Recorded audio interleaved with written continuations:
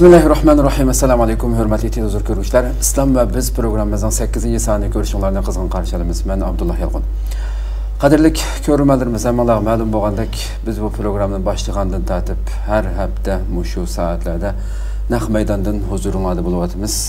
Albatta, o'tgan hafta Hayit munosabati bilan huzuringizda bo'lamadik. Ma'lumot bo'lgandek, biz programmamizda islom dinimizni yuzakilikdan texim bakrak har bir uqumlarni biz hayotiy turmushimizda davomli holatda yoki anglagan bilimimizga asosan yoki cho'nglardan ko'rganlarimizga asosan shundoq miki deb e'tiqod qilib kelayotgan yoki shundoq qarab kelayotgan masalalarni haqiqiy ruhiy mohiyatidan tushunish uchun bu go'zal dinimizni texim yaxshi tushunish uchun boshlatgan edik programmamizda. Nayet albatta hozirgacha nayet yaxshi taklif fikrlar rahmatlar kelyotdi. Ko'pdan-ko'p rahmat etamiz qarindoshlarimizga. Shunday programmamiz har hafta soat 2 da huzuringizda bo'layotgandik. Ma'lumotlar bo'lgandek 2 kun bo'ldi programmamizda. Xabar soatniki soat 2 ga Istanbul vaqti soat 2 ga o'zgartirishi sabab bilan bundan keyin inshaalloh bugundan boshlab soat 2:30 da Istanbul vaqti soat 2:30 da naq maydondan huzuringizda bo'lishga tilashimiz inshaalloh. Programmamızın daimlik mehmeni, hürmetli ustaz, Şarkı Türkistan Ölümalar Birliği a'zosi Abdurrahman Cemal Kaşigari'ni teklif qildik. Qimmatli vaqtini chiqarib qadam tashrif qilgan uchun oldindan ko'p rahmat aytamiz. Rahmat, barliq qarindoshlar. Allah razı olsun. Albatta har bir programmamizni ma'lum bir ism bilan ketyapmiz ta hozirgacha. Ramazon hukmlari haqida biroz keng doirada tunishgan bo'ldik. Mayli zakat bo'lsin, mayli ro'zininki haqiqiy hukmi haqida. Endi bugun yana shu muhim temalar, intayin muhim bir temada to'xtalamiz bugun. Xalqimizninki nurg'un xalqimizning bo'libmi bugungidek zulm ichida yashayotgan vaqtimizda ko'pinchilarimizning kallasida savol belgisi shaklida turayotgan, shunchalik oldimizda ig'ir bir dushman, tajovuzchi, hech qanday bir haq, huquq, insoniylik tunmaydigan bir kafirning oldida Müslüman bo'lish sifatimiz bilan nima uchun biz shunchalar yalvursaqmi, shunchalar yig'lasaqmi, qaqshsaqmi, nima uchun bu yordam kelmaydigandi, bizga Allohning yordami qachon keldi degandek bu savollar har bir xalqimizningki engida, ming'isda davomli holatda savol belgisi turayotgan, hattoki umidsizlik darajasiga berayotgan masalalarningki yechimi bo'ldi deb qarayman inshaalloh. Shu bugun bosh temamizni nima uchun bizga Allohning yordamiga, ya'ni biz nima uchun Allohning yordamiga erisha olmaymiz deb bu shaklda qo'ydik. Shu ustoz Mishaldan boshlab kirsak, bugun eng boshda biz ko'pincha xalqimiz tarafidan kelayotgan, biz musulmon turib oldimizdagi shuncha valadi ashaddiy bir kafirning zulmiga uchrayveramiz degan shu temadan kirsak biz Mishal. Bismillahirrohmanirrohim. Iymon etgan va hayatı münasebetlik barlıq yaxşılarını qilganlarga dünya oxiratda g'alaba qozonish bilan va'da qilgan Alloh taolaga cheksiz hamd sanolar bo'lsin. Va hayotimizda iymonning nima ekanligini, sharkatninki qaysi doiralarni o'z ichiga olganligini amaliy tatbiqlab bergan payg'ambarimizga duo salomlar bo'lsin. Bu savol cho'ng bir savol. Balkim tekrar to'xtalishimiz mumkin. Qaysi taraflarni izlanishga muhtoj bo'lishi mumkin. Shundan kuchayotgan miqdorni o'rnab ko'ramiz. Ham biz musulmonlar ba'zi vaqtlarda ba'zi bir alomatlarni, ba'zi bir bishoratlarni ko'rsak, yoki oyat karima yoki ba'zi hadislar qarta o'zimizning tushunchasiga qarta deb qolishimiz mumkin. Ham Tanrı yaqinlashib zulm tugashga oz qoldi. Kafirniki yo'qildigan kunimi yaqinlashib qoldi deymiz. Umidvorlik babidan deymiz. Xo'sh. Ham umid qilamiz, ham bu ishonchimizda iymonimizni yo'qotmaymiz. Lekin biz zulm tugashga oz qoldi, Tanrı yaqinlashdi deb qo'yib harakat qilmasak, harakat qilgan taqdirda ishlarimiz sabab natija qonunga uyg'un bo'lmasa, sharoit bilan moslashmasa, ishninki oldigan natijasi qarab ish qilmasak, planliq ish qilmasak, tashkillik ish qilmasak, birlashib ish qilmasak, Alloh yordam beramiz, yordam bermaydi. Hem biz Allah'ın yardım kaçan kilidi kəsiken dep dua qilib qo'ygan qilam Allah'ın yardım kelib qolmaydi. Yana Allah bizden egemiz. Biz musulmon bo'lgan ekan Allah bizni tashlab etmaydi. Bizga igi chiqadi deb qo'yganimizga Allah biz tarafda olmaydi. Allah'ın yardımı bu deb qo'yganliklarga kelib qolmaydi. Masalan biz tarix qarasak, Resulullah'ın hayotidan tortib bugun qadar tarix qaraydigan bo'lsak, Allah'ın yardımı kimlar kelgan, kimlar kelmagan. Allah'ın yardımı şirket qilganlar kelgan. Sabab natij qonuni bo'yicha ish qilganlar kelgan. Planliq, sistemlik, tashkillik holat ish qilganlar kelgan.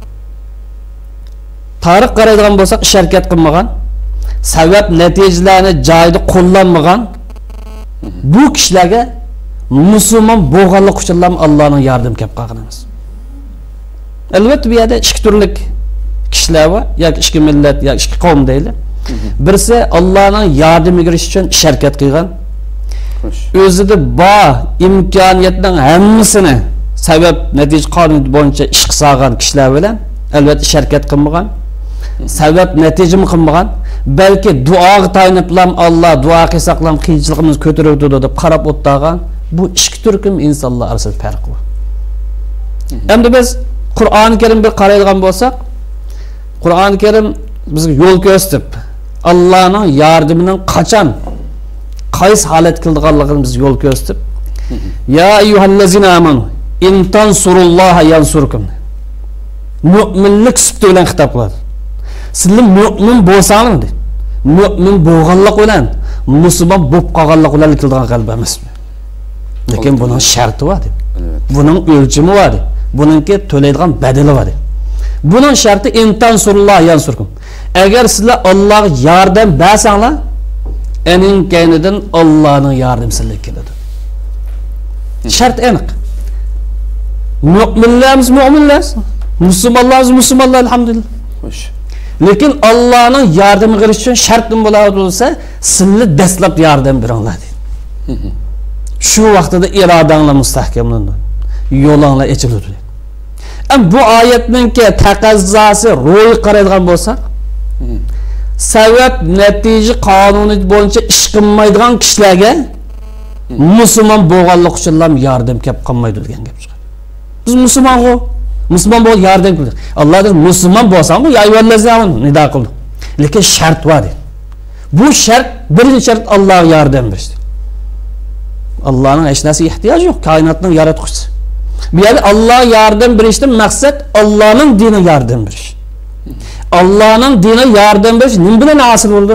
Birinchi qilib dinni sog'lom tushunish, samimiy mush diniga tava bo'lish, ya'ni samimiy musulmon bo'lish va bu dinning ko'rsatmalaridan o'zimiz xohlagan yerni tashlab qo'yib, tar doira kirgizib qo'ymay, hayotimizda, mayli ijtimoiy hayotimizda, mayli oila hayotimizda, mayli shaxsiy hayot, mayli davlat hayotimizda amaliy tatbiqlash bilan bu dinga yordam bergan.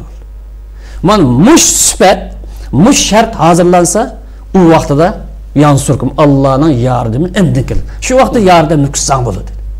Yana tarix qaraydigan bo'lsak, Alloh taolo ish harakat qilgan, sabab natijaga qarta harakat qilgan, o'zini har qaysi jihatdan tarbiyalab yetishtirgan bu odamlarga yordam bergan. Qaysi bir tarix qaraydi Rasulullohning hayotida bugun qadar. Ammo o'zini tarbiyalash yoki o'zini yetishtirish masalasida iymoniy jihati yetersizlik chiqsa, iymon ufqini saqlab emas. Yoki iymonning bir qismiga ishonib, bir qismiga ishonmaydi. Hamma ishongan taqdir buning taqozosi bo'yicha bo'lmaydi. Axloqi yetersizlik bo'lgan bo'lsa, millatning axloqini nacharlashgan bo'lsa, masalan, saqtipazlik, qo'ymachilik, ishbiyonlik deganga o'xshash, axloqi yetersizlik bo'lgan bo'lsa, yoki harakat ufqida yetersizlik bo'lgan bo'lsa. Masalan, masjidga kirib ibodatlik qilsak, yo namoz o'qisak, zakat bersak, yaxshi shu, uningdan boshqa dunyolik ish yaxshi qator kirmaydi deydigan o'xshash, ta'tir hukmi kirib olgan bo'lsa, Alloh taolo bu turdagi odamlarning ishlariga aralashmaydi. Yordam berish uchun aralashmaydi. Iymonda yetersizlik topildi, axloqda yetersizlik topildi, sharkat ufqida passivlikda iborat bu yetersizlik topilib qolsa, u vaqtda sabab natija qonuni bo'yicha kim sababni qilgan bo'lsa, shu tutib ketadi. Shu natija qozon. Shunga asosan musulmonlar iymoniy jihatdan, axloqiy jihatdan, ilmiy jihatdan, fikri, siyosiy va ijtimoiy jihatdan tayyorlik qilmasa, o'zini bu jihat yetishtirmasa, o'zini bu jihatdan tarbiyalab chiqmasa, u vaqtida qanday bo'ladi? Kim sabab natija bo'yicha ish qilsa, kim harakatni ko'p qilsa, g'alaba shuning tabi bo'ldi. Uftuq shuning tabi bo'ldi. Bu yerga kelgan chaqda musulmon bilan kofirning orasida farq bo'lmaydi. Sabab natija qanday? Chunki musulmonlar iymoniy jihatni o'zini yetishtirolmadi, ilmiy jihatni o'zini yetishtirolmadi, axloqiy jihatni o'zini yetishtirolmadi, siyosiy fikri va birlik, tashkillik deganda bu hukmlarni o'zini yetishtirolmasa, sabab natija qanday bo'lishi ma'nodan dunyo bo'lganlik uchun bu u vaqtida g'alaba, u vaqtida uftuq, sabab natija qanday bo'lishi kim ish harakat qilgan bo'lsa, shuning tabi bo'ladi.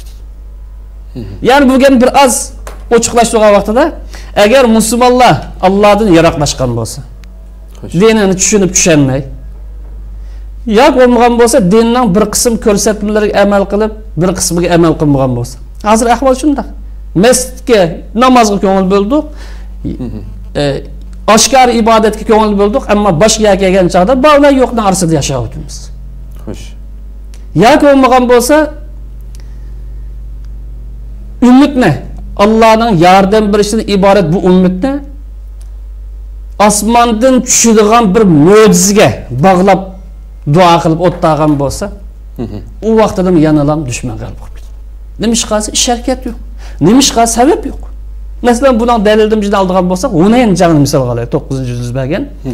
Va yawma Hunayn iz a'jabatkum kathatkum falam tughni ankum shay'an. Hunaynda musulmonlarning soni 12 ming. Buningda 10 ming askar Madinadan kelgan askarlar Makka fathi uchun. 2 ming askar Makkadan qo'shilgan yangi musulmonlar. Shunda turug'liq 12 ming askar turug'liq Hunayn jangida birinchi qatamliq ish boshlangan chaqda mag'lubiyat shakllandi. Va zaqat alaykumul ard bima rabb. Qochdiga yer topolmay qoldinglar. Sabab nima bo'ldi? 10 ming odam chataq bo'lsa, 10 ming odam chataq yo'q. Ma ishdan oldiga o'tib olgan, yo biz musulmon bo'lsak g'alab qilib ketganmiz emasmi? Biz iymon etsak-ham dunyoga hokim bo'lganmiz emasmi deb, yangidan musulmon bo'lgan 2 ming odamning hukmi sabdan oldiga o'tib olgan bu oqsoqollar birinchi qatimliq buktirmadilar, bardoshlik bermadi. İmani seviye, iman terbiyesi cahil bo'lmag'achqa, qalbining poklanishi, do'st dushman qarda ufqini aniq bo'lmag'achqa, mag'lubiyat mishadan keldi.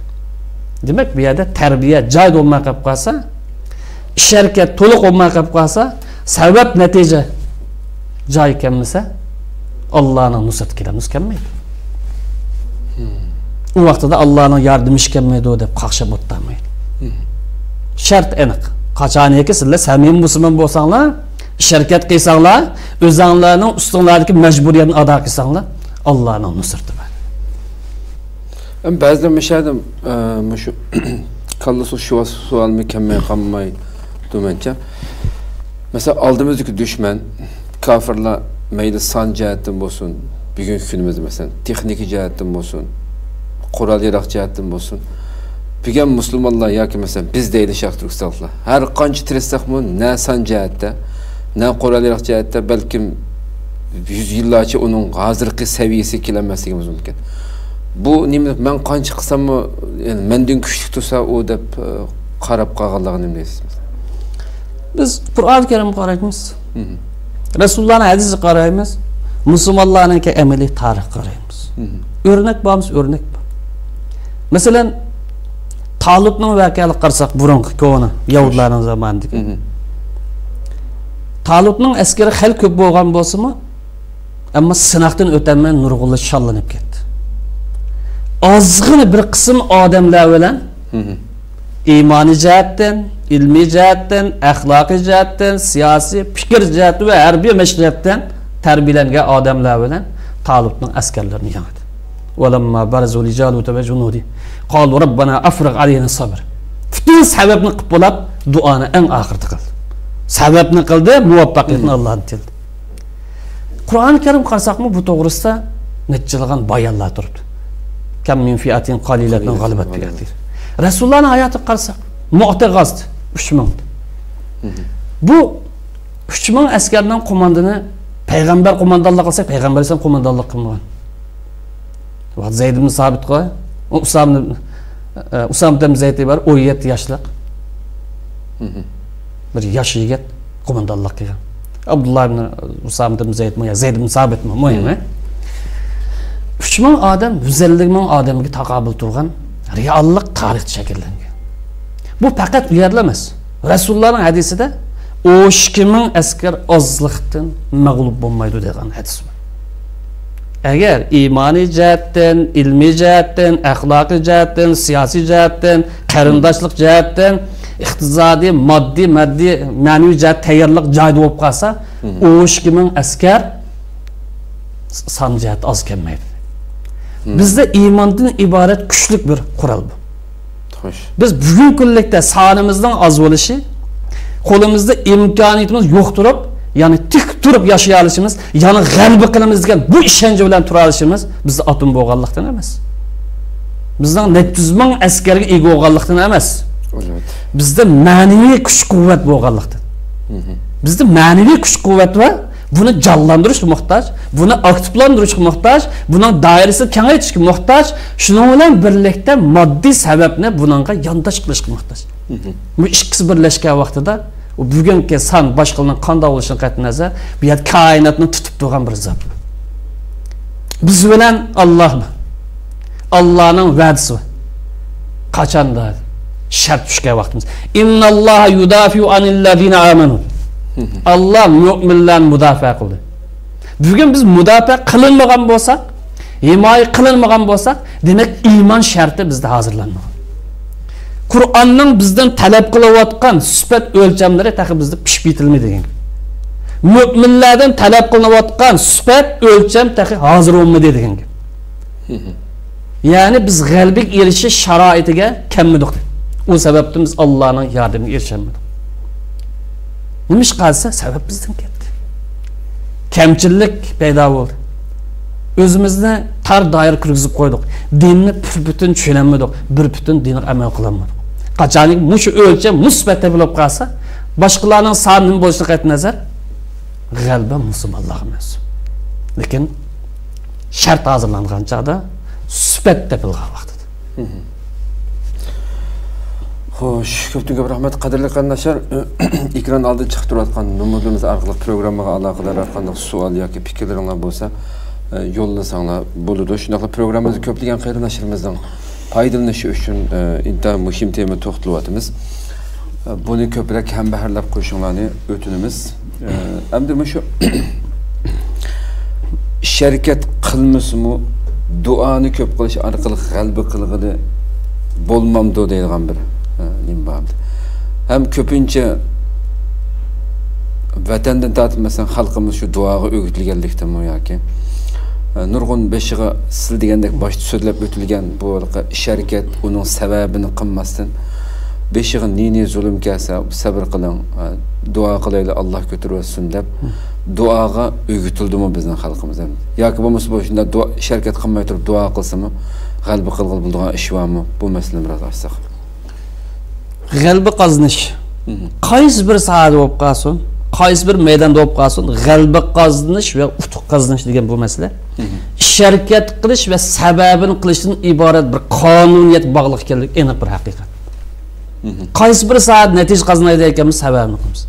Masalan, iymonni misol qilsa, iymonning bir jonlansunisi, buning bir sabablari bor. Buning qarta qilgan bir sharkatlar bor. Agar bir doktorlik olmoqchi bo'lib qolsa, onun burmoç şirketleri var, sebepleri var. Allah bizge bu kanuniyetini öktüp ve'iddu lahum mastata'tum min kuvvet. Sizler harlanmasınlar üçün, ademiylikler depsenlik kılmasınlar üçün, zulümü uçurmasınlar üçün, özlerinin izzet şeriflerini koruyuşunlar üçün, sizler teyarlıq kılınlar. Küçüklerini aşırınlar. Bir yer kuvvet. Tar dair kirgizip koyayım. Küç. Birinci güç Müslümandan talep kılınan imani güçtür. Ruhluk, coşkun imani güç olsun. Ahlaki güç olsun. Fikri güç olsun. Akli güç olsun. İçtimai güç olsun birlik. siyosiy kuch olsin, siyosiy ang, iqtisodiy kuch olsin. Ma tayyorlikni qiladi. Man mush vaqtida o'zinglar vazifanglarni joyida ado qilasizlar. Mush tayyorlik qilinglar degan Alloh subhanahu va taolo yani kaynidan bizga tayyorlik qiling deb ekan. Ya qilamiz, ya qilmasmiz deb tashlab qo'ymasin deb. Yoki sal qarmasin deb. Ya duo qilsaqlar Alloh taolo g'achchida buni berib o'tadi bizga. Osmonda ilhom qilib o'tadi deb qarab o'tamisin deb, ya'ni bir oyatda va qul ya'malu. Ish qildi. Mush kuch-quvvatni hosil qilish uchun ish qildi. Bu ish qilishning doirasi nima bizga? Taraytib ko'rsatib qo'ydi. Taraytib qo'yapti-da.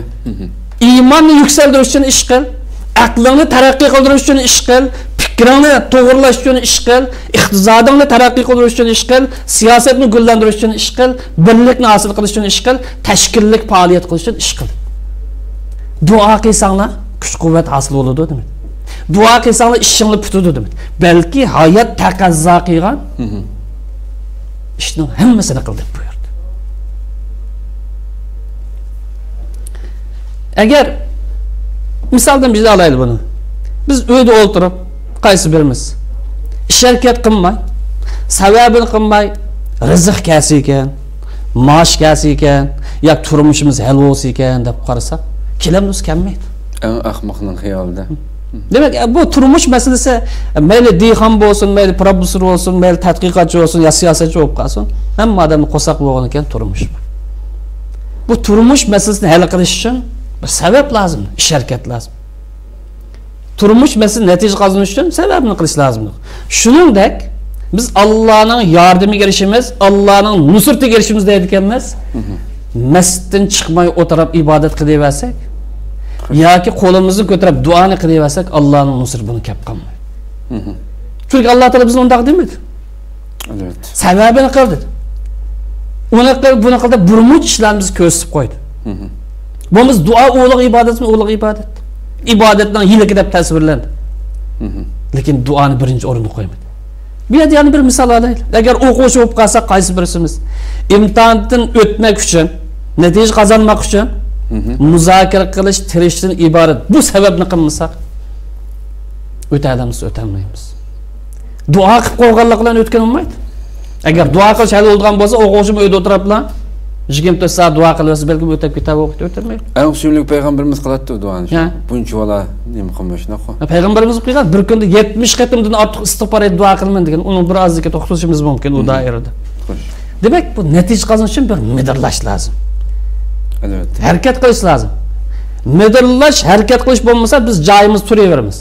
Qaysi asrda, qaysi davr yashagan bo'lsak, undan oldiga ma'lummaymiz, midirlamay turaveramiz. Demak, natija qozonish uchun harakat qilish lazım. Bundan qab yani misaldan dalildan birini olgan bo'lsak, ikkinchi xalifa Hazrat Umar kunlarning birida masjidga kirib olgan bir bilik odamlarni ko'rdi. Balkim bu birinchi qatim bo'lmasa kerak. Bular namoz o'qish, nabla farz namozdan sirt, duo qilish bilan mashg'ul bo'lgan kishilar ekan. Boshqa faoliyat qilmaydigan ekan, boshqa ish harakat qilmaydigan ekan. Hazrat Umar bularning qashiga kirib, ishini qilsin. Ya'ni ish qiladigan ishdan bijni qildi. Faoliyat qildi. Bir ish bilan shug'ullan. Osmon san oltin yog'dirib beramdi. Osmon san kumush tashlab beramdi. Qo'p ishini qildi. Namoz tugdi, fayzga qul yatsalat tan tashruflar, va dunyolikdan natija qozondi. Dunyolik sababni qildi. Duoni qilavergan ketmaydi. Duoni mi qilamiz, ibodatni mi qilamiz, lekin dunyoda o'taydigan vazifa va ibodat sog'lom qilish, va dunyoda natija qozonish lozim. Xo'sh. Mana bu bizga yo'ldir. Demak, g'alaba qilish uchun dinimiz buyurgan ishlarni bir butun ijro qilsak, bir butun amal qila olsak, shu vaqtida aning keyindan g'alaba qo'la keladi. Xo'sh, haqiqatan normalda inson o'ylasam hamda bir odatda bir qo'sqimizni to'yg'izishga tegishli oddiy bir ish. Bizning harakatimiz siz biz Allohning taqvodor bandasi bo'lganligimiz uchun tushirib berilmasa, o'zimizning oldiga kelib qolmasa ajrsiz. Uningdan buyuk, mesela bunchalar cho'ng bir millatning mustaqilligi, erkinligi, izzat sharafi va harakat qilmasdan kelish mumkin emasda. Yana shu so'zlayotgan vaqtlarda kallamdan shu narsa keldi. Qur'oni Karimda Bag'ol Hazrati Maryam alayhissalomni hamil vaqtida Alloh subhanahu va taolo shu yerdami bir ish harakatning inson tarafidan chuqur bir oldi bilan bir harakat bo'lishini o'rgatdi bu oyatda. Va huzzi ilayki bi jiz'in nakhlati tusaqit alayki rutaban janiyya. İnsan o'ylasa bu oyatning ulug'ligini, yani şu hamildar aran qilib qolgan bir ayolga yo'g'on bir xorma darxida bir ayol kishiningki xorma darxini urishi yoki ittirishi uning bir qilchilik ta'virlanmaydi hamda. Hayvatlik bir cho'ng xorma darxini. Ama Allah bir yerda şu insandan aldığı bir ish harakat bo'lsin. Sen bir qil, qo'lingdan kelgan. Andiki natijasini men chiqarib beraman deganni bildiryapti-da bizga hamda. Har bir inson albatta düşmanımız qancha kuchli bo'lsa-mu, oldindan sen biz inson bo'lishda eng qo'limizdan kelgan eng yuqori kuchni chiqarib andin keyin Allohdan tilashdan keyin haqiqiy bir yo'lliq bir ish ekanligini tushuntirgan. Endi shu natija qozonishning ish harakatsiz bo'lmaydi, ish harakatsiz yoki ish harakat qilishga munosabatli ekanligi to'g'risida bir dalil bo'lsa ham keltirsak buni. Qur'on Karim, hadisga va Rasululloh hayoti qarasak, har yerdan uchiqib turdi. Çünkü İslam ish harakat din. Sebep netijaga bog'langan. Qur'on Karimda bir misol olsak, Alloh taolo Musa alayhisalomga keynidan Fir'avn qo'llab kelgan dengizni to'slab qolgan vaqtida Musa alayhisalom buyruq qildi. An-nadrib bi asakal bahr. Xo'sh. Dengizni o'tadigancha boshqa amal yo'q. Keynida askar qo'llab keldi, oldida dengiz bor. Sen hasani ishladin. Xo'sh. Allah bir yerda Musa alayhisalomning yo'lni echib berish, dengizdan yo'l echib berish masalasida o'zi vasitini ishlatmay, Musa alayhisalom vasitini ishlatmay, ya sabab qiyg'izmay, ravon ko'vrik echpasi, simit yo'l echpasi qodirimiz qodir. Allah cheksiz qudratli. Lekin shundan turib, o'zining payg'ambar bo'lsa-mi, o kaynida uningga iymon aytgan musulmonlar bo'lsin, Musa alayhisalomning kaynida sabab qiyg'izib buyurdi. Musa alayhisalom buyurgan narsa hasani ishlatdi. Musa alayhisalomning qo'lida bor imkoniyat nimasi, uning oylik puli yo'q. Yo'q, suvda mang'adigan paraxit yo'q. Bor narsa hasib. Va sani ishlatdi. Qo'lingda bor imkoniyat ishlat, muvaffaqiyatmandin, natijamandin. Hasil ishlat. Musa alayhisalom ikkilanmay Allohning buyrug'i yo'l ochib bir inna ma'iya robbi sayahdi degan oyatning hukmi bo'yicha hasil ishlat. Dengizda yo'l ochildi. Dengizda yo'lni ochgan Musa alayhisalomning o'zi emas, yoki hassa emas, echpagini Alloh taolo. Demek bir yerde müminler etrafında nurg'un mu'minlar bor. Bular dars beradi. Musa alayhisalomdan ayrılıp qolgan chog'da qachon bizga osmondan mo'jiz kerak, qachon biz farishtalar bizni uni qilib qo'yarki deb qarab o'tmay, sabab qilishni o'rgandi. Ish harakat qilishni o'rgandi degan. Bu nuqtadan Musa alayhisalomning xas orqali millatiga, atrofidagi odamlarga amaliy ish qilishni o'rgatgan. Xo'sh. Ikkinchi bir dalil olsak, bu da sebep netice kanununda ayrım kitabım var. Keyin tafsili to'xtalishni tugashdik. Cho'ng temani bizsa. Sizlar misol olgan Maryam alayhisalomning voqeasi. Hakikaten bu insanı jiq o'ylantiradigan bir masala. Qanday bo'lib bir ig'riyoq bo'lib qolgan, tug'ay deb qolgan bir ayolni. Odatda 4-5 kishi bir lang'ishitib harakatlantirolmaydigan bir xom daraxtini lang'ishib desa, odamning kallasi o'tmaydi. Bizning kuchimiz yetmaydi normalda. Buni xomi zamonda ya xomni ko'rib baqqanlar berdi. Ama Allah Teala'nınki Meryem Aleyhisselam'ni qavmidan iborat g'izo bilan ta'minlash uchun sabab qilish buyurganligini nimani ko'rasiz. Qo'lingdan qanchalik kelsa shunchalik qil. Oz keladi, jiqil deb o'tadi. O'zingda bor kuchdan hammani chiqar. Fattaqulloha mastata'tum degan oyatning hukmi bo'yicha. Xo'sh. Natija mendin. Demak, bu voqelik orqali Qur'on Karim bizga qo'lida bor imkoniyat oz bo'lsin, ko'p bo'lsin, bütün ishlatishni, bütün chiqarishni, undan bütün foydalanishni bizga dars beradi. Bu mis Alloh taolo Maryam alayhisalomga rizqni o'ylamagan yedim, bas xuddi Zakariya alayhisalomga mihrobida yem kishma kap qolgandik, bas berdi. Lekin bizga savoq beradi. G'izodan iborat bir natijaga erishmoqchi bo'lsanglar va boshqa bir natijaga erishmoqchi bo'lsanglar, qo'lingizdan kirishi barliq imkoniyatingni chiqsan oladi. Endi nima qarab boqaydi Rasulullohning hayotiga? Masalan, payg'ambarimiz Makka dan Madina hijrat qilgan vaqtida nurg'un jafoliga duch keldi. Hijrat qilish jarayonida o'ltirilish, suiqasd qilish voqealigichmi? Duch kelish tasqab qoldi. Xo'sh. Bir qancha kun 2 soat, 3 soat aran chiqqan o'g'in tag'ladi, mo'kib yetib jafot tortdi. 15 kun rayonda tövelen 15 gün qiyinchiliklar qildi. Mush vaqtida Alloh taolo Payg'ambar Muhammad alayhisalomni xuddi Isro Mi'roj voqeasiga o'xshash ko'zdan yumib ochiqcha Madinaga olib borish qodirmisiz qodirdi. Bunda ilgir tatbiq qilganmiz, tatbiq qilgan. Makkadagi vaqt hijrat qilmagan vaqtida Isro Mi'roj voqealigida Falastinga ko'z yumib ochiqcha bir kishini olib borib akkagan. Yetqibat osmonga chiqqan Qur'onga ham iymonimiz bor. Bu yerga kelgancha nima uchun u qonuniyat bo'lmadi? Chunki Isro Mi'roj voqealigi ayrim bir dunyo, ayrim bir qonuniyat. Bu qonuniyat aşılaman. Ama dünya hayatı, biz yaşayotgan dünya hayatı münasebet ko'rganlik uchun Alloh taolo ko'zni yumib ochiqcha Madinaga olib tashlab yotmadi payg'ambarimiz. Balki sabab natija qonuniyat bo'yicha ish harakat qilish buyurdi. Endi hijrat qilsang bo'ladi.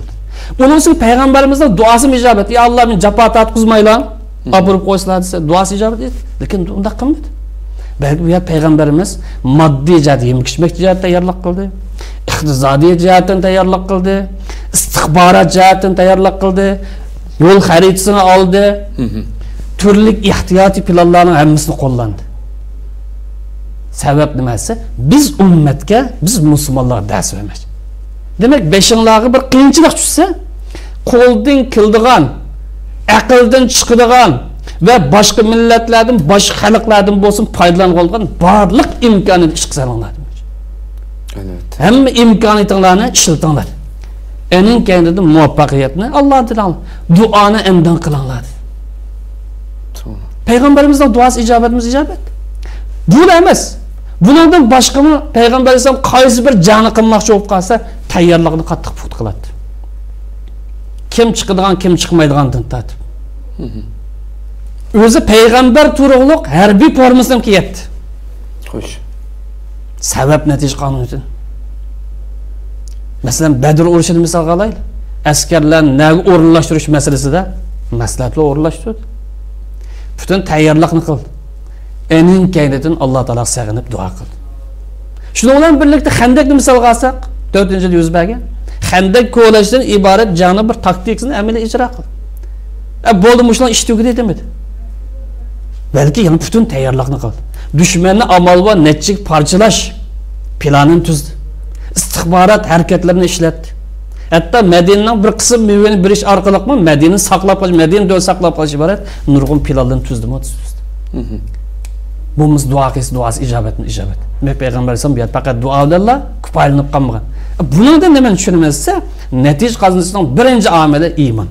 Sağlam iman, canlıq iman, fuqlab qolmagan iman. İkincisi Alloh taolaning nusrat berdiganligiga keskin ishonch bog'lash. Qachoniki bizda qad aflahal mu'minun degan musbat bilan boshlangan, musbat bilan musulmon tepilgan vaqtida.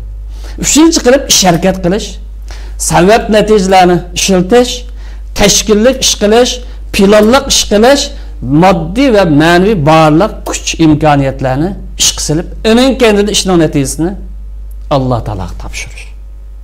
Bu doğru yol. Netice kalbinin yolu. Hoş. Anladım şu başta programımızın 5 deganimizdek en köp sorulayotgan albatta men qayrin nashrimizningki ko'rmalarimizni yezayotgan uchurlarga programma oxirida savollarga so'rayman inshaalloh ustozdan. Şuna dinlep cevap vermeydiğini dep qamanglar. Şu Allah bizning halimizni ko'rib turib, nimishqa bizga yordam bermaydigandi degan bu savolga kelsak. Başta diyelimizki Allah'ın musulmonlarni yaxshi ko'rdiganligi, kafirlarni yaxshi ko'rmaydiganligi shak yo'q. Xo'sh. Bu aniq bir haqiqat. Lekin Alloh taolo ma dunyoda qo'ygan qonuniyatda agar musulmonlar zulmda qolgan bo'lsa, xapılıq içinde qalğan bolsa, bu zulümdən qutulish uchun sabab chorasini o'zi qilib yo'l mangmasa, bu zulmning ulardan ko'tarilib ketmaydiganligi Alloh bekitib o'tgan bir qonuniyat. Innalloha la yughayyiru ma biqawmin hatta yughayyiru ma bi anfusihim. Bir millatning ahvolini Allohdan o'zligidan o'zgartib qo'ymaydi. Millat o'zgartirdi. O'zi tirishdi. Sababini o'zi qildi. Mesela misal alaylik. Musulmonlarning 3-harbi, 3-haramda hisoblangan Baytul Quddus Falastindagi. 10 asrlar atrofida 100 yil xristianlarning mustamlik ostida uchib qolgan. Xo'sh. Haram. Ulug'liqi va Makka, Madina, Qudus 3-haram. 100 yil jarayonida mustamlik ostida yashadi. Mush zamonda musulmonlar duo qilmaganmidi? Shu xabarni anglagan, shu xabarni bilgan. Arab dunyosining markazidagi, islom dunyosidagi shu xabarni anglagan musulmon duo qilmagan, duo qildi. 100 yilgacha bu xo'rliq ketmadi musulmonlarning boshidan. Bu zulm yo'qolmadi. Duo qildimiz, bo'lmiz musulmon duo qilib, cheksiz duo qilaylik. Qanday bo'lib bir 3-haramning kofirlarninki oyga ostida xo'rlashni qaysi bir musulmonning vijdoni ko'tarib duo qil. İlham qilyapti-da. Ammo sen hozirga keyin kelaydi. Xo'sh. Lekin natija bo'lmadi duo bilan. Bu ma'naviy sabab duo. Ammo moddiy sababni qilgan chaqda ening kaydidan musulmonlar bu xo'rliqdan qutuladi. Mana shu zamonda Imom G'azzali faylasuf Abduqodir Jiloniga o'xshash olimlarningki iymoniy tarbiyasi, axloqiy tarbiyasi, aqliy tarbiyasi, fikriy tarbiyasi va siyosiy tarbiyasini olgan erkaklar bu tarbiyani ep bo'lib, ening kanidan harbiy siyosiy qo'mondon bo'lgan Salohiddin Ayyubiyninki askarligiga kirgan vaqtida endin bu qalbini qo'lga keltiradi. Salohiddin Ayyubiy qaysi bir insonga o'xshash bir inson. İmanı var insan, ahlakı var insan, aklı uçuk insan, siyasi insan. Lekin qalbi onun o'ziga mansub emas. Onun kaynab turib hahu deyish bilgan erkaklarga mansub. Chunki kaynab turib har qanday bir maydonda kaynab yanmagan, sababchilari qonunchi bo'yicha yetishgan bir siyosiyon, yetishgan bir qo'mondon Salohiddin Ayyub. Ammo buni shu maydonga chiqqan, shu qalbini qazanishga sababchi bo'lgan kimsa İmam Ebu Hamd G'azzaliyning maktubida yani kim dedik? Abduqodir Jilonining maktubida imonini yetishtirgan, qalbini poklagan, axloqini ruslagan, fikrini to'g'ri o'lcham tushirgan, u yerda islomning siyosiy tarbiyasini olgan ma erkaklar jang maydoniga endin chiqdi. Natija endin qo'lga keldi. Demak, bu tarbiya bo'lmay dastlablam jang maydoniga chiqib olsa yoki bu chaniqish maydoni uni o'rganib, buni o'rganib oldik desa, bu ishning nega bo'lib nima to'xtaydigini hammadan o'z bilishi mumkin. Ishning beshimoq. Buningdan keldi bu qalb. Bugungi kunga qarab baqsak, yangi tarixda dunyoning nima qilsak musulmonning qani aqbat. Dunyoda eng azam nima desa, musulmonning qani. Qalpoq tayyor, tuhmat tayyor, musulmonning qani. Biz qarsaqmi? Biz musulmon elhamdülillah. Bizmi tasavvur qilg'usiz bir zulmda qoldik. Allah ko'rib turibmiz, ko'rib turibdi. Dat tariyatlarimizni anglab o'tamiz bo'lsa, anglab tur. Odamiyligimizning dafsanni qilinganligini bilib turibmiz, bilib turibdi. Biz musulmon turug'liq kofirlarningki ostida xurlanayotganligimizni ko'rib turibmiz, ko'rib turibdi. Bitim bolalarning qaysi holat chiqib qolganini, ayollarning qaysi holatda, erlarning qaysi holatda chiqqan oxirini so'zlamaydi. Buning hammasi Alloh ko'rib turamiz, ko'rib turamiz. Bilib turamiz, bilib turib. Anglab turamiz, anglab turib. Duo qilmadikmi? Duo qildik.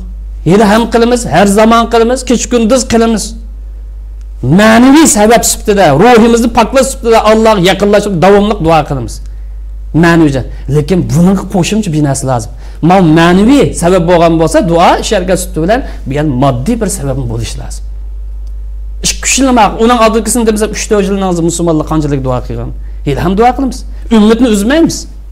Ammo bu yerda demoqchi bo'lgan bir nuqta shuki, shunchalar duo qilsaqmi, Alloh taolo bu tajovuz kofirlarga g'azab nafratni yog'dirib vayron qilib o'tmadi. Xuddi ilgari qavmlarni ovoz bilan yoki qaysi bir balo bilan vayron qildi, hozir vayron bo'lmadi. Yoki bizga o'xshash bir adga o'zidan ishini topolmaydigan bir nuqtaga, bir tashkilotga kilanmagan yoki bir liderni ishlab chiqara olmagan, yetishtirmagan yoki o'rtaq kimlik asosida millat xarakterida harakat qilgan bir millatga vakolatan jang qilib turgan, ya farishtalarni tushunmaydi. Reallik şumuz reallik şu. Ama qachon bu Allah'ın farishtalari tushadi? Qachon Allah'ın yardım kedi? Sebep qilsak. Qachoniki biz tayyorlikni, yuqorqi iymon, qalbini poklash, axloq, fikr, siyosat va emin kanidan badani tayyorlikdan iborat eng oxirida. Mal tayyorlik bo'lsa, o'rnimizdan dast bo'lsa, u vaqtida endin Allah'ın yardım kedi. Allah'ın pəriştiləri mədet üçün şu. Bizə vakalatan urushib qo'yish uchun har qanday bir jangga tushmaydi meydan. Biz sababini qilganda ekan, yor yo'lak bo'lish uchun, ma'naviy kuchsibda tushadi. Ba'zi vaqtida bizdan ojizlik tepilib qolib qolsa, moddiy sifatda tushadi. Lekin boshlang'ich nima desa, kimga bog'liqsa, musulmonlarning o'ziga bog'liq. Ish harakat qilishga bog'liq. Endi bu yer Alloh musulmonlarga yordam berishga va'da qilib kelgan Allohning va'dasi qani. Nima uchun yordam bermedib, umidlanib qolgan bo'lishimiz mumkin. Qaqshab qolgan bo'lishimiz mumkin. Bu yerda shuni aniq hammaylar bilishimiz kerakki, musulmonlarga keladigan Allohning yordami faqat ularning musulmon bo'lib qolganligi uchun ekanmaydi. Mayli biz olaylik, mayli boshqa bo'lsin, musulmonlarga keladigan Allohning yordami faqat musulmon bo'lganligi uchun ekanmaydi. Musulmonlarning jannat oxirgi natija jannat kirdiganligining ma dunyoda g'alaba qilish bilan aloqasi yo'q. Ikkisi ayrim masala. Musulmonlar islomda sog'lom yashab o'lib ketsa oxir jannat kiramiz kiradi. Qur'onning hukmi bo'yicha. Lekin ma dunyoda natija qozonib musulmon bo'lsa degan unda qonuniyat yo'q. Mush tajovuzchi zolimlar ostida qiynalib o'lib ketayotgan musulmonlar iymonda mustahkam tursa inshaalloh biz jannat ko'ramiz. Qaysi mustahkam tur, qaysi mustahkam emas, uni Alloh bilguchi. Lekin bu masalani yana bu dunyoda natija qozonishga aloqasi yo'q. Bizdan musulmon bo'lganligimiz uchun ham kelmaydi bu qalbi. Biz ish harakat qilmasak, sababini qilmasak, boshqa millatga o'xshash ma dunyo qonuniyatidan foydalanmasak, u qalbi qo'lga kelmaydi. Biz qachoniki moddiy jihatdan, ma'naviy jihatdan sabab natija qonuniy bo'yicha ish harakatlarimiz planliq, sistemalik, tashkillik holat bo'lmasa, Alloh taolo bizning olsun yoki bizga o'xshash boshqa bir millatdan ishlarga aralashmaydi. Chunki Alloh birlik ichida buyurgan. Planliq ichida ish harakat qilmaydigan bu odamlarning ishi aralashmaydi. Hayotning qonuniyatimiz. Ma dunyo hayotining Alloh bekitib o'tgan, o'rnashtirib o'tgan qonuniyatimiz. Masalan,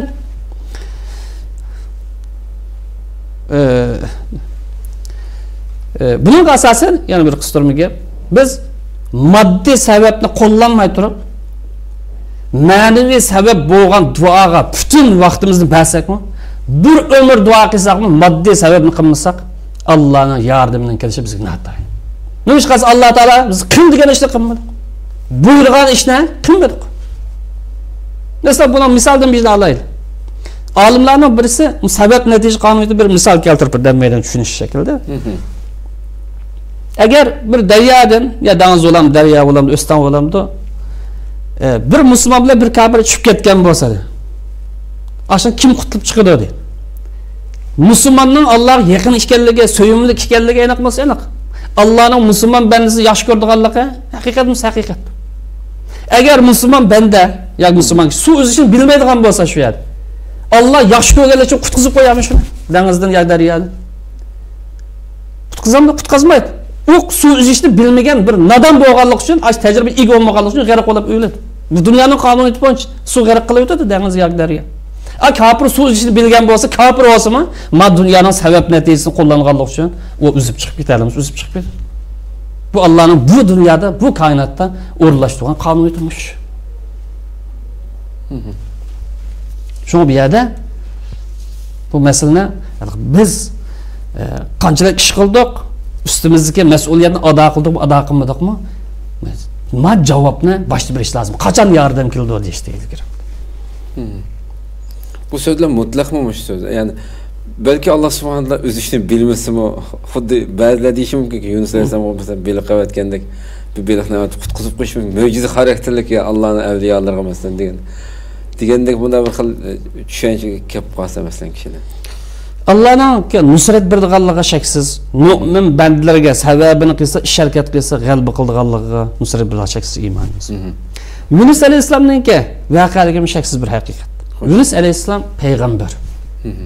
Mo'jiza egisi, duo qilsa ijobat bo'lgan zot. U voqealikning biz bayon qilganligi, ya'ni bir mo'jiz tariqasidan emas, mo'jizni Alloh xozir. Payg'ambarning qo'lidan keldi mo'jiza, boshqa insonning qo'lidan kelmaydi. Alloh berib qolsa, u Allohning fazli.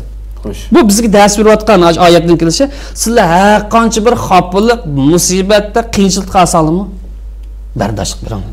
Bel qo'yib yotmanglar. Noumid bo'lmanglar. Allohning yordam beradigan ishonch qilinglar, kuchinglarni sababi qilinglar. Ma'qulma payg'ambar mana tutibsiz. Ammo tushunish kerak boshqa bir misol olaylik o'zimizdan. Masalan, g'or egallari. Uchaydan g'or kirib qolgancha bu misol balki menga tashlanishi mumkin. To'g'ri. G'or itilib qoldi. Uchaydan dastlab tulam g'or itilib qolsam qo'lni ko'targanmidi?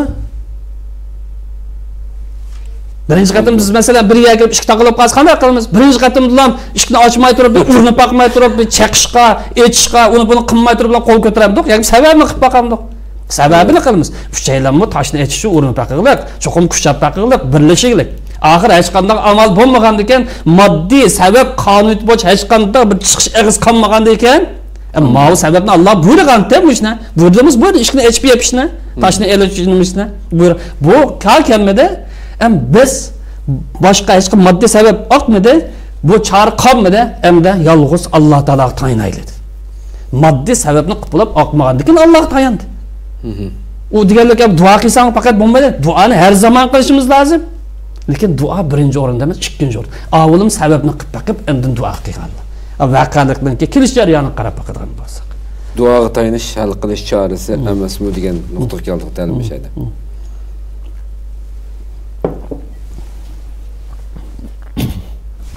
Başta şuna aniq deymizki, duo qilish birinchi omil emas. Duo ikkinchi o'rinda. Birinchi o'rinda turadigan narsa nimasi? Sharkat.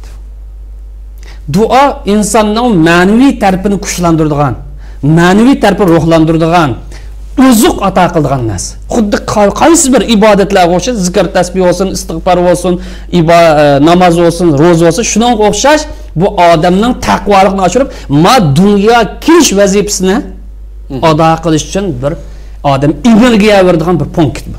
Xo'sh. Mayqachilar punktga o'xshaydigan ayda bir punkt. Lekin dastlab birinchi o'rturadigan narsa nima desa, u sharkat. Sababini qilish. Urinib baqish. Masalan, belki ba'zi qarindoshlarimiz dalil keltirishi mumkin. Alloh Qur'onda ud'uni astajib lakum dedi deyish mumkin. Duo qilsang ijobat qilaman. To'g'ri. Oyat bir haq.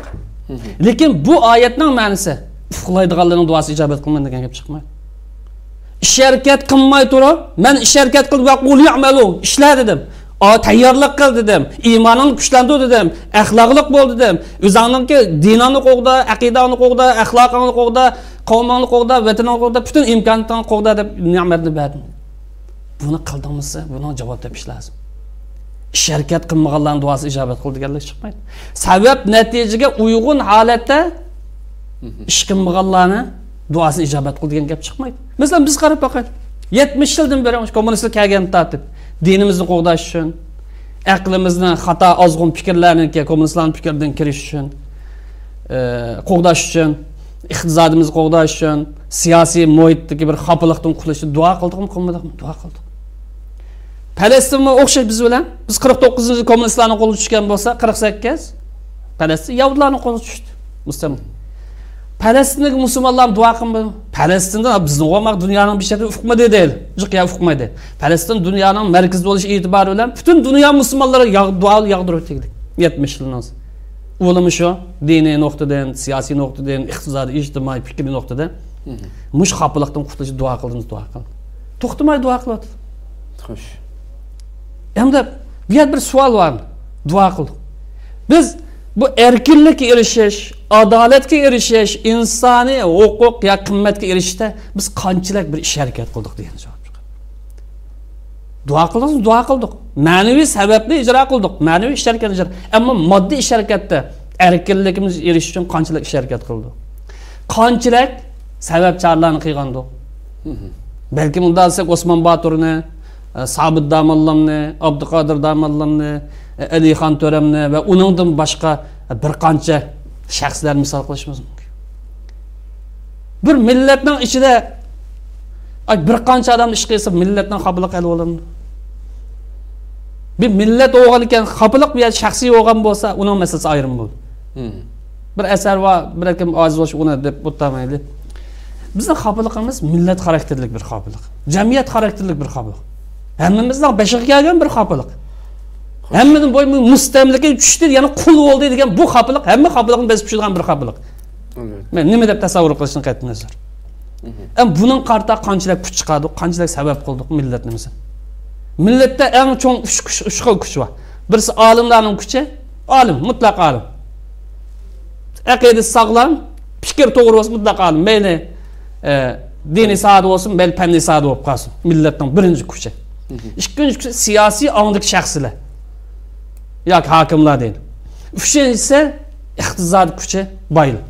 Mush uch kuch birlashib mush xafalık musibat boshlangandan so'ng boshidagi birinchi kuch bo'lgan olimlar, tadqiqotchilar, islohotchilarni ha-hu deb birlashib ish qildimi? Ish qilgan bo'lsa qanchalar qildi bu millatning oldida? Bu savolga dastlabda javob berish lozim. To'g'ri, Alloh bizga intansulloh yansurkum dedi. Alloh yordam bersang, endi Alloh sizlarga yordam ber. Ma oyat diqqat qilsak, Alloh duo qilib qo'ysanglar yordam beradi degan gap chiqmadi. Bu oyatni da'vat qilib ish harakat qilsang dedi. Sen bir yordam qilg'idek bir ish qilsang, Allohning dini qanday yordam? Har odam o'zininki iqtidor bo'yicha yordam. Aqli obdan ishlaydigan aqli bilan, bilimi vaz bilimi bilan, qalbi vaz qalbi bilan, puli vaz puli bilan, tashkiloti vaz tashkiloti bilan, tadqiqot nimasi vaz tadqiqot bilan, ya'ni bir dehqon bo'lib qolsa o'zininki nimasi bilan har bir odam o'zining kuchidan yetishicha yordam. Uningdan hammadan ilgari bir samimiy musulmon bo'lish bilan yordam berdi. Ma diniga bir amal qilish bilan yordam berdi. Ma dinni bir qismini olib, bir qismini tashlab o'tish bilan bo'lmaydi. Biz qaraqallar davrida faxrlandik. Mavjudligimizni shu yoqqa bog'laymiz, islom mavjudligimizni. Shu davlat qanday boshqarilgan? Islomning tuzumi bilan boshqarilgan. Saudiya davlati bilan faxrlandik. Davlatning bilan boshqarilgan, aqtaqliq, qartaqliq tarbiya qilishdan ilgari islomning ro'yi bilan boshqarilgan. Osmonlar bilan faxrlanamiz, Saljuqlar bilan faxrlanamiz. Boshqa tutib olsin arab desak, va turk dunyosi. Islomning ro'yi bilan idora qilingan. Bugun kunlar qandaqdir bu nima uchun bu ibodatni, nima uchun bu islomni masjidga solablam yug'ishtiramiz? Bu din hayotga aralashib bo'lmaydi, jamiyatga aralashib bo'lmaydi. Sen nereden kelgan, kimning avlodisan, sening asling nega tushadi? Bu masalaga bir javob berish lozim. Ya'ni gapimizni cho'kiltib aytsak, duo ma'naviy sababdan sabab.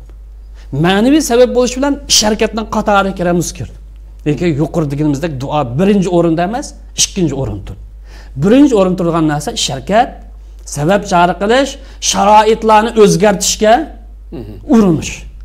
Ening kendisi bu ishning muvaffaqiyatli bo'lishi uchun, natija qilinishi uchun Alloh taologa sig'inib, ya Alloh ishtirimni muvaffaqiyatli bergin, endi Alloh tilaymiz.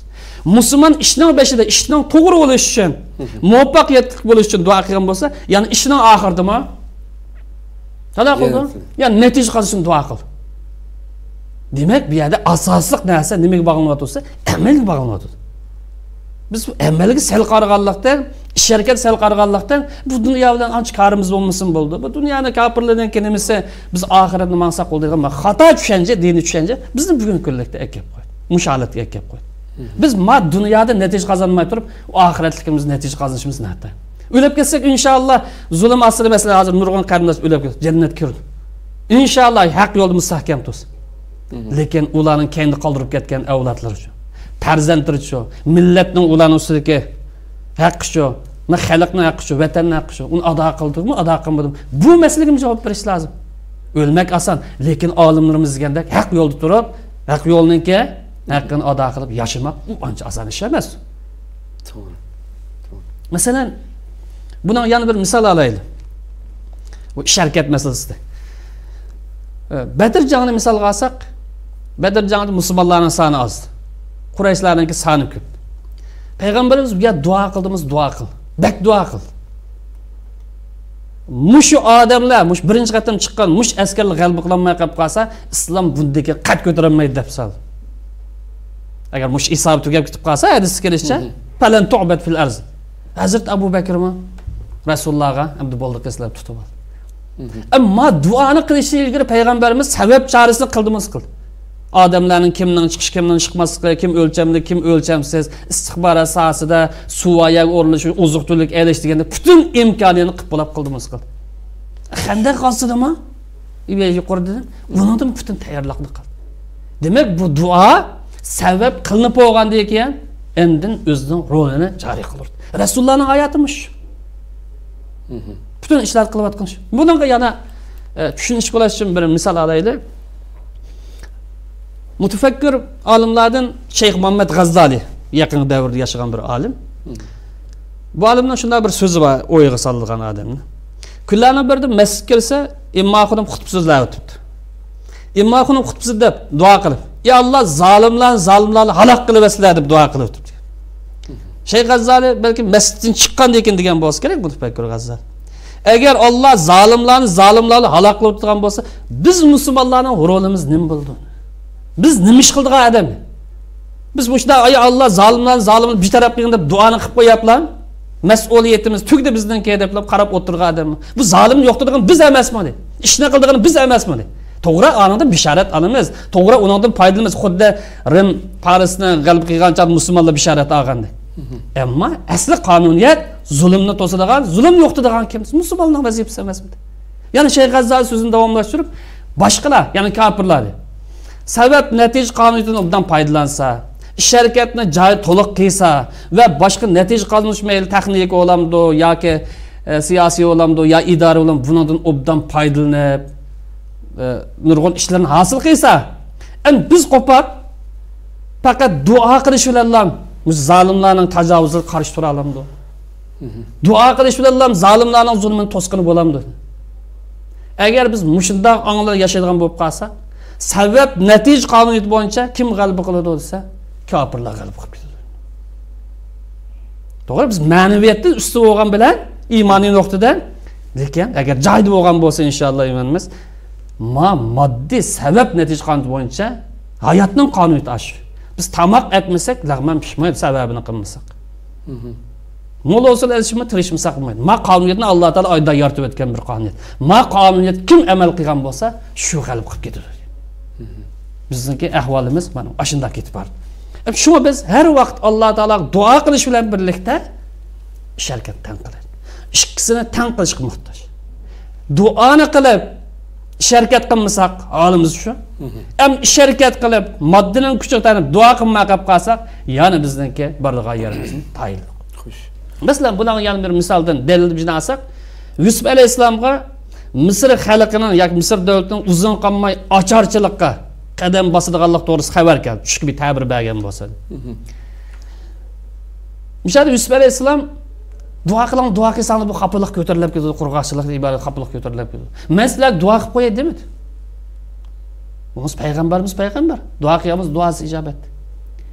Lekin hayotning qonuniyati bo'yicha ish qildi. Sizlar yaramli, qobiliyatli odamlardan foydalaninglar. Tajribali odamlardan foydalaninglar. Agar unda odam topolmagan bo'lsang, men yordam beray. Mana shu odam men ij'alni ala khazainil arz inni hafizun alim. Men yordam beray sizlarga. Demak, duo qilinglar deb ko'rsatib qo'ymasdan, balki sabab natija qonuni bo'yicha 7 yil uni qilamiz, 7 yil buni qilib planni puxta tuzib, sharkatni yapmadi, shu vaqtdagi ocharchilikni bir taraf qilib yig'ishtirdi. Ham bugun kunlikdimi? Natija qozonishimiz uchun birinchi qilib Allohga yaqinlashishga muhtoj, duo qilish orqali, boshqa ibodat qilish orqali shu vaqtning o'zida mahafalik, xo'rlikdan qutulish uchun sabab chora qilishga, sharoitga uyg'un ish harakat qilishga, ishdanki oqibatga qarab ish qilishga muhtoj. Lekin shuni unutib qolmaslik, duoni hargiz bu oddiy ko'rganlik emas. Payg'ambarimiz duo to'g'risida laysa shay'un akramu alalloh minad duo. Alloh taolo duodek isl narsa yo'q. İnsanın haqiqiy bir bichorligini, haqiqiy bir ojizligini ifodalaydigan bir narsa. Demak, duo sal qarmadi. Bu deganlik, duo bilan bo'lib ketsang bo'ldi, boshqa harakat qilsang bo'lmaydi deganlik emas. Albatta, har doim bu duoning shunchalik ta'kidlanishidagi sabablarning birisi bu. Ya'ni sen har qancha kuchli bo'lib ketsangmi, mayli ojiz bo'l, kuchli bo'l, ya'ni davomli holatda siz degandek ishning beshida ham boshlashdan burun ham sababni qilib bo'lgandan keyinmi, ya'ni shu duoning ta'kidlanishi davomli mu'minning Alloh bilan bo'lgan o'ttirsidagi bog'ni hech bir shaklda uzmaslik yoki g'albi natijani o'zidan ko'rib qolmaslik. Buning hammasi Alloh tarafidan ekanligini asl tish uchun bo'lsa kerak ekan. Bu oxirgi so'zingizda duo qilishning roli yo'qmi deganga men javob chiqib bo'ldi deyman. Lekin men biroz qistirma bayon qilish to'g'ri keladi. Ham islomniki yo'li qarasak, Xo'sh. islom yo ma'naviy tarafga ham markazlashmaydi, yo moddiy tarafga markazlashib ketmaydi. Xo'sh. Ikkilasini teng tutibmaydi. Ma'naviy tarafni teng tutibmaydi, moddiy tarafni ham tutibmaydi. Xo'sh. Shuning uchun musulmon bir ish qilmoqchi bo'lib qolsa, bu ishni boshlashdan burun va ish bitgandan keyin bu ishni boshlashdan burun muvaffaqiyat uchun duo qilgan bo'lsa, ish bitgandan keyin qabul qilinish uchun duo qilamiz bo'lmaydi. Biz ishni qilgan bilan Alloh qabul qiladimi, qabul qilmaymi, ixlos bilan qildikmi yoki shayton aralashib qoldimi, u ayrim masala. Shuning bilan birlikda moddiy sababni qilib duoda ayrilib qolsa qilmaydi. Hamda biz olayli va boshqalar bo'lsin, biz o'zimizning masalasiga kelsak, bizda bu duo to'g'risida ikki turlik xato aqim shakllandi. Biz musulmon, Uyg'ur musulmon. Bir bo'lib musulmonlar faqat duo qilsak Alloh qiyinchilikni ko'taradi deb ish qilolmay, harakat qilolmay, sabab qilib boqmay, qo'lda barliq imkoniyatni chiqirib boqmay turib, duo qilib dum tushgan bir xilolat bormisi bor. Yana bir buning ta'turisi bor. G'arb madaniyatiga hayron qolgan, moddining kuchini cho'ng bilgan, sabab natijalarni ish bo'lib ketdi deb qaraganlar, bular duoga salqar. Duoni tashlab qo'ydi. Ma'naviyatini yuksaltirishga beparvolik qildi. Alloh bilan bo'lgan aloqasini yaqinlashtirishga sal qarmoq. Ma aqimmo xato aqim yo'l kirib olgan, ma aqimmo xato aqim. Chunki dinimiz bizni ikkili tarafni teng tutmoqda. Ikkilisiga teng amal qilmoqda. Buning buyrug'i. Xo'sh. Ko'pdan-ko'p rahmat. Alloh razı olsun. Hamda albatta so'raladigan savollar jiq qarindoshlarimiz bu narsalarni yo'llab yozibdi. Men bir qanchisini o'xshash mazmundagilarni so'ramay.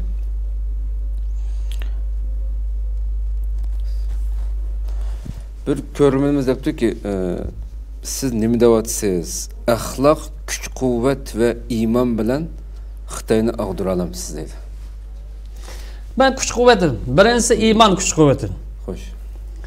Axloq kuch-quvvati. Axloq bo'lmasa bugungi ish yo'lliq, sotqinlik, pulga dum tushish, mansam deb o'zining xalqini setish nima bo'lsin keldi. Axloqsizlikdan keldi, axloqning buzilgani. Xo'sh.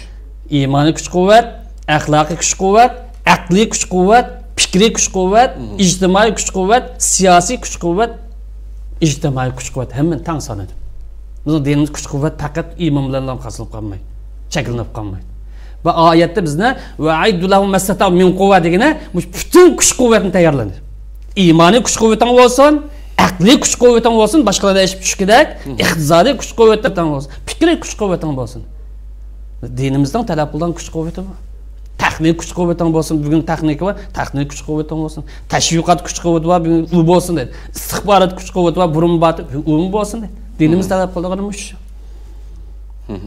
Lekin ishning beshimush. Mana musulmonlarni bugun qadar yana Alloh yordam berib g'alaba qila olamiz deb tutib turgan narsa birinchi motor iymon. Birinchisi aqida. Qog'ini mushu aqidadan cho'glatmoqdi. Xo'sh. Siz masalan boshdan boshlab bizning g'alaba qilishimizning asosini, birinchi nimasini iymon deb so'zlab keldingiz. Ko'rilmalardanmi yozibdi. Masalan bizning qarish tarafimizdagi bugun dunyoda g'alaba qilib bizning kuchli kelib ko'rinayotgan kofirlarda bu g'albining asosi iymon degan narsa topilmaydi. Sabab qonuniyat bo'yicha iymon bo'lmasa-mu, bu dunyodagi tayyorlashga tegishli iymondan boshqa hammani tayyorlab musulmonlarning ustidan g'alaba qildi.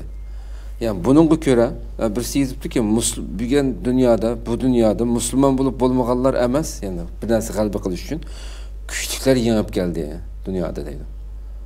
Buni qanday tushunamiz? To'g'ri, bugun kunlikda kimning kuchli bo'lgan bo'lsa, shu yengib keldi. Ya'ni sabab natija qonuniyat bo'yicha ish harakat qilganlar moddiy jihatdan ustunlik erishdi. Xo'sh.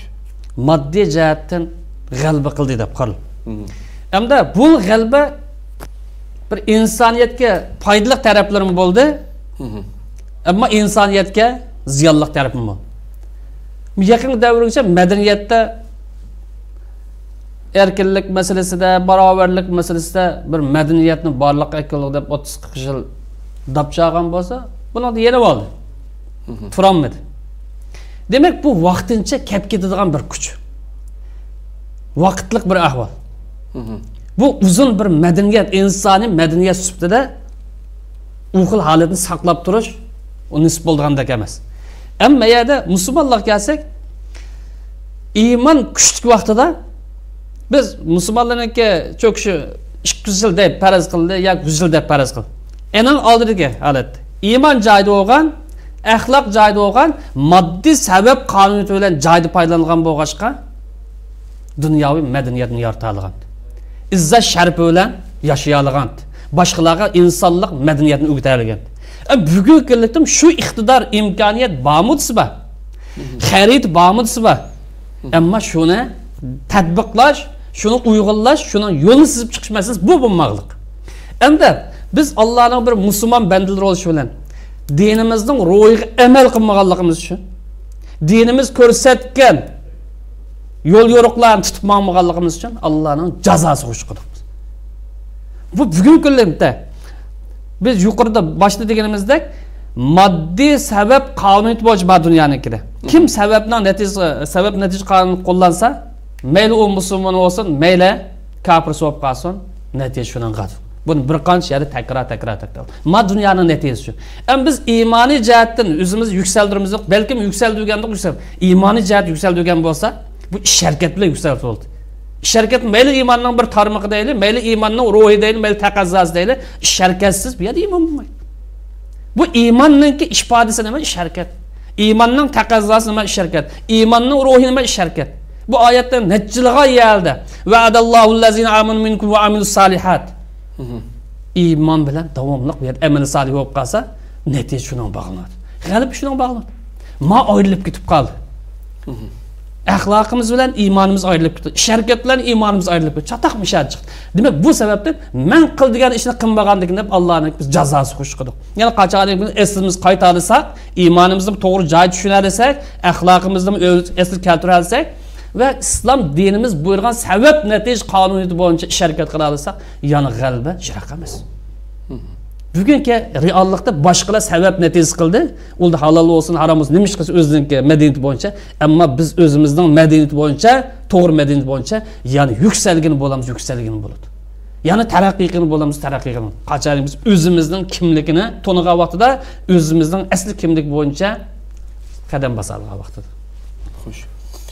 Oxirida mushuncha bola kunga qilib qilishimiz, mushunda millatning umumiy jihatda mushundaq sabab natija qonuniyati bo'yicha Allohga eslanib qalbining sabablarini qildigan shaklda tushunchaga ega bo'lmaydigan bir holga butun umumiy millat xarakterli qilib qilishimizga bosh sababchi bo'lganlar sizcha yana shu millatning diniy saodiklari emasmi? Xalqimizni, vatan, biz vatan faqat o'zimizni ham deydi. Islom dunyosini shunday deb qaraymiz hamda. Özümüzle hakkında paylaşsak. Tamam. Milletimizge düşendirilmedi. Tecavüzcü karşı kılıç düşendirilmedi. Hem neyse şu sabır kılıçla düşendirilip geldi. Bir yerdeki en çok krizis, yani bunun asas sebep fikir krizisi. Muşu bugünkü günü kep kalışımız, sebep netice kanuniyeti boyunca çıkılmasımız, ya terakkiyat uğrunmasımız, ya başkaları aklımızı işletmesimiz, dinimiz buyurgan, tədqiqat işleri bilen, ilim fen işler şugullanmasımız, bu bizge fikir krizisinden kep çık. Bu fikir krizisi Müslümanға xel burun bir əsr aldı kendi olsa gerek, şekillendi. Bu fikir krizisini oңşa ıslah kılışın Abdülkadir Dağmallam oңşa çoğun bir ilim fen sahasida şu devirninki fikir saat yetişken bir adamni bu millet kabul kılanmadı. Öttürüp etti. Sabit Dağmallam oңşa dünyanın vaziyetini, siyasi ahvalini şunu, ben milletin ahvalini oңşayda bir adam çıksa, onu kapırık tutmadı bu millet. Yüz kırıllık böyle. Reallık mı reallık? Bir Müslümanlık ne mesela Müslüman kardeşimde bir sağını ekirse, bir rahber lider olup kalsın, net zaman kanı verdi, kendine iş kıldı. Ona bulap kalsa, bizden bir rahberimiz, yetekçimiz kandı, ilgi çıkmadı bu millet. Doğru aralıkta bu millet için küçüğalla çıktı. Şundaqla Şaptul Dağmallık oxşaş, yana Aqtağlık, Qartaq olab, dinni xorapatlaşırıp, əpsali bilen bir yer apırıp, paqatlab, xanıqağa bilen dinni egizpes qılıp atqan, tətur əqimdikiler paydo bo'ldi. Millat mush holat keldi. Endi bu yerda to'g'ri sizlar degan o'sha dinning sog'lom yetkazilmasligiga, to'g'ri yetkazilmasligini mushu tabliğ bilan din yetkazish bilan mas'ul bo'lgan odamlar yuklaymiz. Engimiz bo'yicha. Ammo bu yerda bir qoida borki, bu millat yangidan bir musulmon bo'lgan millat emas. Türk dunyosi bo'yicha birinchi qatam islom qonunini qonun qilib yurgizgan bir davlat. Birinchi qatam turklarga bu davlatning islom shakllanganligini o'rgatgan bir millat bu Uyg'urlar. Musulmon. Tarixiy asarlari bormisi bor. Ilmiy asarlari bormisi bor, kommunistlar davri yo'qolib ketgan. Ammo bir odam musulmon bo'lishi bilan, bir aqli hushi joyida bo'lishi bilan, bir balog'atga yetgan erkak bo'lsin, ayol bo'lib qolsin. O'zi o'rganish imkoniyati yo'qmi? O'zi bir izlanib baqish iqtidori yo'qmi uningda? Maqmag'u aqtog'liq, qartog'liq bo'lib, xonaqavli vayron qilib etdi. Sen bir millatning farzandi. Mana islomning falsafasi bo'lgan Yusuf Qasojibniki, nima qarab xutatib ber. Islomning falsafasi ijtimoiy falsafasi. Hech bo'lmasa shuni o'rganish imkoniyati bor, kommunist buzib etgan bilan. Uningdan boshqa Adabatul Haqoiq degan kitob qara va boshqa Jamal Qarshiyninki va boshqalarning qarasa material bormi desa? Ba. Bu uni qilgan bo'lsa, asli manba bo'lgan bilim ma'rifatninki islom nazar asli manba bo'lgan Qur'onni kelib qarab chiq.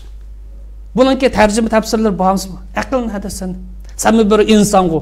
Ma insan bo'lishdan sirtsan bir musulmongo. Ma azdi, ma xatolaşdi, ma molla degandan bir qism o'zining vazifasini ado qilman. Ammo sen bir musulmonmiz. Musulmon bo'lsang o'zingninki dinani bir o'rganish mas'uliyating yo'qmi?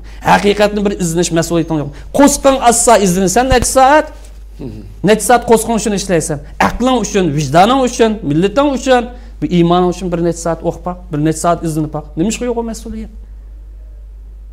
Doğru bu millet qabul qilgan vaqtida tarixiy jarayonni olib aytsak, bir qismi mollalarda bo'lgan bo'lsa, bir qismi ma millatninki naqadar onsizlashib ketganligi, naqadar bilimsizlashib ketganligi, o'ziga bir yetakchi, farishta sifat, buyuk insonlar Alloh taolo nisb qilib bersa, xoinlar tutib birishib uch lider qarab baqadi. Uch liderning patomasligi, o'tirib o'tishi, himoya qilinmasligi. Bu Allohning la'nati yog'maydi. Nima yog'di bu millatga? Endi kommunistlik kelgandan keyin bizning kimligimiz islomiy kimlik, milliy kimlik deb yangish kimlik bilan parchalanib ketdi. Bu islomning sababsi emas. Bizning kimligimiz Qaraqallardan boshlandi. Ya'ni shu xil haybi bilan, shu xil siyosat va shu xil tushuncha bilan imkoniyat bormisi. Ammo bizni mustamlik qilgan, bizni ezgan, bizga xato tasavvur, xato tushunchalar birvatqa odamlarnikini to'g'ri deb shuninki rost deb maymun nazariyasini qo'rqmay shuni o'tirib qo'yalsa, shuni o'rgatsa, shuning kayindan mangsa, yanima yanda akilib, ma xatoti mavsiniki to'g'risi, bu molla degan chopini so'rab yurdi. Bu biznes bilmaydi deb shuni agishib mangsa bo'ldi.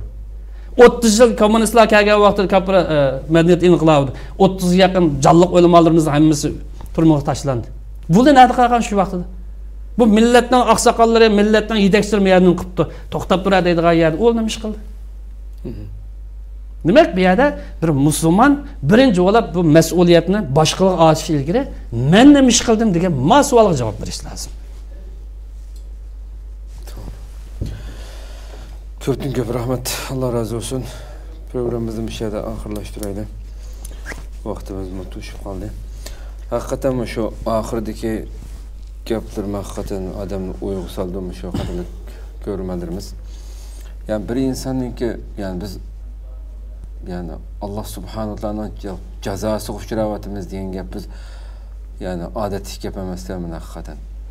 Yani normalda biz kafirlarning bilgan ularda iymon bo'lmay turib sabab natija qonuniyatiga amal qilib manganligi uchun qilish tegishlik butun kuchini chiqarganligi uchun bizning ustimizdan g'alaba qilganligini so'zlab o'tdik hamda. Biz yani eng oldi bilan yani alemlerning Rabbiga men sening diningda, men sening bandang, men sening ergash uchun nima desam shuni qilaman deb Allohga va'dani berib qo'yib eg'izimizda ve yürüştürüşümüzde ben Müslüman deb koyup bu dinning hiçbir narsasini qilmay buyurgan Allah ve Resulü buyurgan işini qilmay yani bir tarafdan aytgan vaqtda rasman shu xuddi biz tilimizda gap bo'lgan qizanlik qilish deb tam ashunda bir ahvolga tushib qoldik. Yani biz Allah'ın dinini, Allah'ın peygamberinin yol yo'riqlarini, Allah'ın yol yo'riqlarini Eğizimizde ben onunla ergeç güçü de koyup durup, onun yolda mağmağallığımız için acaba dünyada normal bir üniversitet okuvçusu emez, bir başlangıç mektebinin okuvçusu bulup tizimlatkan bir insan çıkıda. Ballarımızda mektep verimiz olmasa ki. Halıgandı berip, halıgandı bağmay, ya ki tavşırıklarını işlemeye gitse, o mektep her zaman onu okuvçu kabul kılmaydı ki. 4 günde çağırtıdı ata-anasını. Eğer çoğun üniversite okuvçusu olsak, bizim mektep çağırtılmış kalsa sen deydi. Muallimler soraydı. Sen bana mektebinin tüzümünü boyuslamsa boyuslamamsa deydi. Bir şirketim agahlandırış berip bakıdı, bombasa, şunu kıldı, kovlap çıkarıyordu mektepten. Mektep çağlı, ya ki dünyada partiyalar var, şirketler var, mesela bir yerde işleyemiz. Ben halıgandı ki, ben benim erkeğliğim de bakaylık hani. Şu an bizden çıkarıyor dedi ki normal bir ya. Biz büyük bir dinga, biz dinden mensup, biz ergeç güçlüyüp durup, onun yol yürükleri boysunmasak. Elbette dünyada adetki bir şirket, mektep ceza bereligenken Allah subhanahu ve taala dep koyup biz özümüzden aşını kıp yüksek bizge kandak mı nusret basın? Kandak yardımga layık bulaylı ki biz aldı öyle. Yani biz nurgun suallar çıktı mesela biz müjde körüp durup halimiz nime üçün bizge yardım kılmaydı, müş halimizi körüp durup de. Çünkü biz ağzımızda devatkan bu uluk bu şuarga, şu şuarının hakkını beğenmegenligimiz üçün, xuddi resmi keyindan birisi orak çüp kitayıp tursa zanlık kılıp külüp tuğandaklam, Allah'ın dinini mesxir kılgandak bir gap bağlıqı, hanallahu aleyhim fehanallahu deyilqı. Şuna yani Allah'ın dini, Allah subhanallah'ın dini biz üçün yani bizning tanlışımızga yakından bir nöbet kısa, en ahırda nöbet digidigan, yani en közge ilinmaydigan bir chet hayatımızninki en bulun puşqaqları diqip qiliqlib. Şunun üçün bizning tushib qalgan ahvolimiz mı Allah'ın gün tarafida en keyindeki bir orunga tushib qaldi. Bizning hayatımızda aldan hemmedin burun Allah'ın dini, Allah'ın yol yoruqu bo'lgan vaqtida andın biz g'alaba qilish nimasiga erishamiz deyman. Buni tushunish kerak deyman de. Hakikaten Rabbim inşallah bu to'g'ri tushunchalarni hammamizga ato qilsin. İnşallah bu içinişik ahvalimizden tez fursatda qutulup Rabbimning şu haqiqiy mu'minlarga qilgan va'dasi, şu va'dasiga loyiq mu'minlardan qilishini Rabbimdan tövbe bilan so'raymiz. İnşallah yana bir qatim suhbatda ko'rishguncha Cenab-ı Allah topshiramiz. Assalomu alaykum va rahmatullohi taala va barakatuh.